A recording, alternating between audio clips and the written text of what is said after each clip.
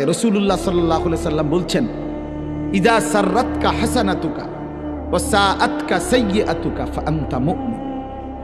নবীজি বলেন, উম্মত, যদি দেখো যে নেক কাজ করলে তোমার কাছে খুশি লাগে, আর গুনার কাজ করলে তোমার কাছে কষ্ট লাগে, আহা কি করলাম, কেন নামাজটা ছুটে গেল, কেন লোকটাকে গালি দিলাম, আহা মিথ্যাটা কেন বললাম, একজন মুসলমান, একজন মানুষ, একজন কাস্টমার আমার, তারে কেন ঠকাইলাম, এত বড় ধোঁকাবাজিটা কেন করলাম, এই যে মানসিকতা, আল্লাহ নবী বলেন এরকমটাও যদি হয় যে নেক কাজে ভাল লাগে, গুনার কাজে কষ্ট লাগে নিজের মধ্যে, আনতা মুমিন, নবীজি বলেন তাহলে মনে রেখো এখনো তুমি মুমিন।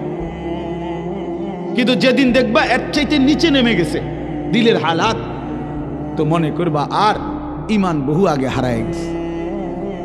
বছরের পর বছর, দিনের পর দিন আল্লাহর নাফরমানি করার পরেও কলিজার মধ্যে কোনো নড়াচড়া নাই, হৃদয়ের মধ্যে কোনো দংশন অনুভূতি, বিবেকের কোনো দংশন নাই, লজ্জিত অনুভূতি নাই, বিব্রত কোনো ভাব নাই।